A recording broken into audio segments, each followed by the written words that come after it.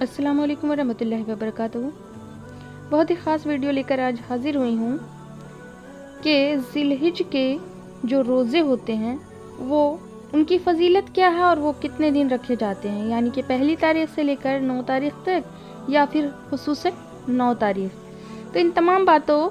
کی جانکاری میں حدیث کی روشنی میں دوں گی۔ اس سے پہلے آپ لوگوں سے میری ریکویسٹ ہے کہ آپ ویڈیو کو لائک کر لیں اور چینل پہ نئے ہیں تو ضرور سبسکرائب کر لیں۔ دیکھیے، ایک حدیث میں آتا ہے کہ ذی الحجہ کے ابتدائی ایام یعنی 1 سے 9 تک میں سے ہر ایک دن کا روزہ بہت ہی افضل ہے، 1 سال کے روزوں کے برابر ہے، سوچ لیجئے۔ اور مسلم شریف کی روایت میں ہے یعنی کہ عرفہ،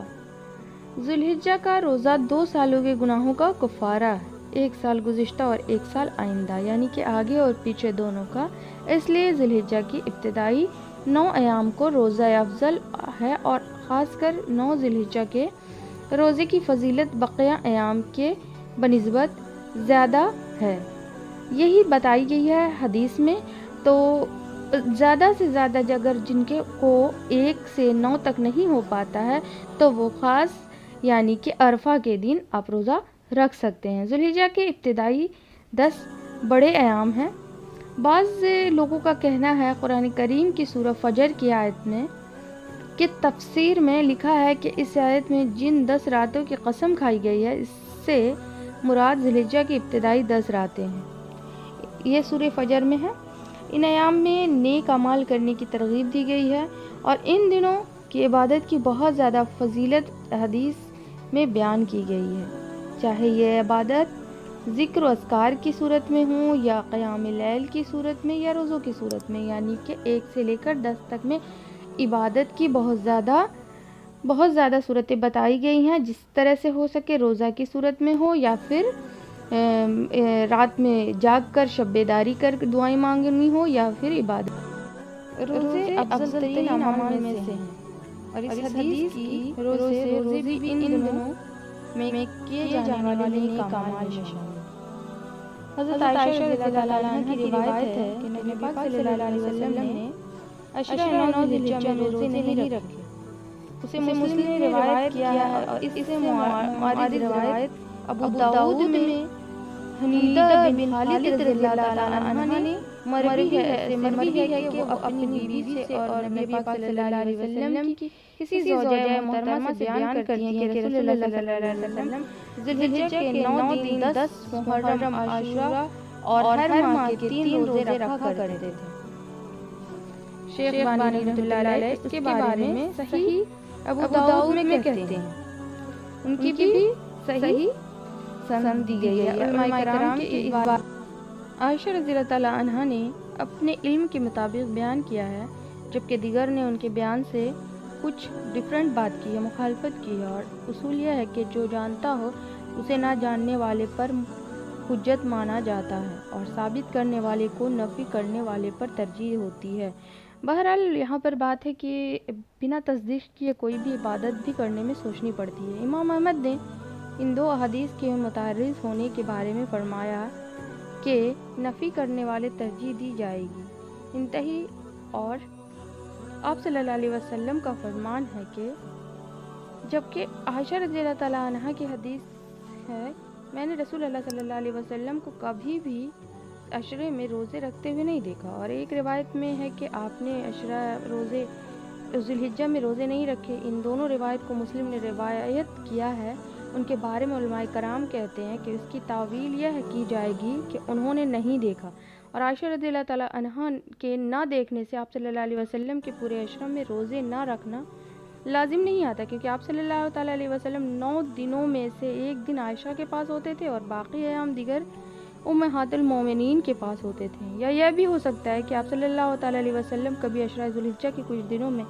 روزہ رکھتے ہوں اور کبھی پورے عشرے میں، اور کبھی سفر، بیماری یا کسی بھی عذر کے وجہ سے چھوڑ دیتے ہیں۔ اس توجہ سے تمام احادیث میں تطبیق دی جا سکتی ہے، یعنی کہ یہ جو ازواج مطہرات کے ساتھ الگ الگ رہنا پڑتا تھا، اس حساب سے ان کی جو حدیث آتی ہے عائشہ صدیقہ رضی اللہ تعالیٰ عنہ کی، تو اس میں کوئی ثابت نہیں بتائی جاتی ہے. تو ان تمام باتوں سے تھوڑی سی مسئلہ ہو جاتی ہے، جس کی وجہ سے حدیث میں پوری بیان نہیں مل پاتی ہے. لیکن یہ بات پوری طرح سے حقیقت ہے کہ ہمیں روزہ رکھنا ہے. ابن عباس رضی اللہ تعالیٰ عنہ کی حدیث سے عشر ذی الحجہ میں روزے رکھنے کی فضیلت کے بارے میں استدلال کیا، کیونکہ روزے بھی نیک اعمال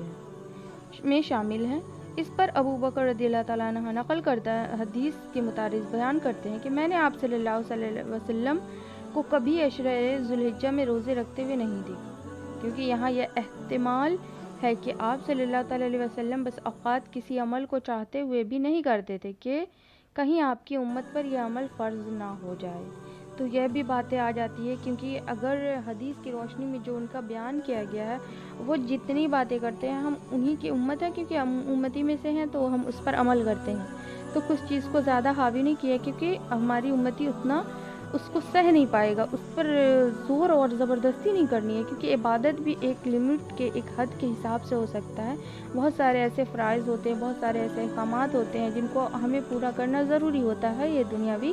کام میں ضروری ہوتا ہے. لہٰذا روزہ بھی بہت زیادہ ضروری ہے، عبادت بھی بہت زیادہ ضروری. بالآخر انہوں نے اسی لیے ہر چیز کو اپنے دائرے میں بتایا ہے. اتنا نہ عبادت ہو عورتوں کے لیے، مردوں کے لیے، بچوں کے لیے، بوڑھوں کے لیے، بہت سارے احکامات کو عائد کیا ہے کہ کوئی دشواری نہ پیش آئے. آپ صلی اللہ علیہ وسلم نے عملی طور پر اسے عشرے میں روزے رکھے ہوں تو اس بارے میں 2 حدیث وارد ہیں، ایک عائشہ سے اور دوسری حفصہ رضی اللہ تعالیٰ عنہ. چنانچہ عائشہ رضی اللہ تعالیٰ عنہ کی حدیث ہے کہ میں نے کبھی بھی آپ صلی اللہ علیہ وسلم کو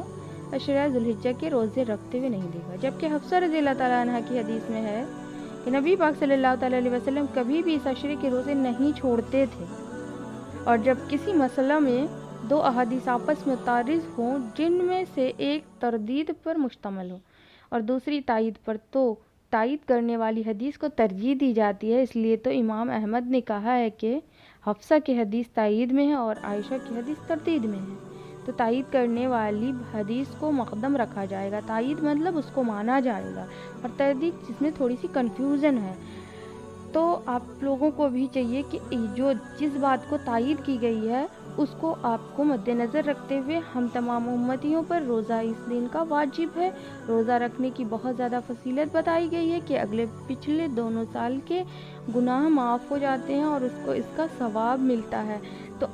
دوستو، آپ لوگ ایسے بھی نفلی روزہ رکھتے ہوں گے، اور جو بھی باقی بقایا اگر کسی وجہ سے کسی مسئلے سے چھوٹ جاتا ہے اسے بھی ادا کرتے ہوں گے. تو امید ہے کہ یہ روزہ بھی آپ لوگ نہیں چھوڑیں گے. ملتی ہوں تب تک کے لیے، اللہ حافظ.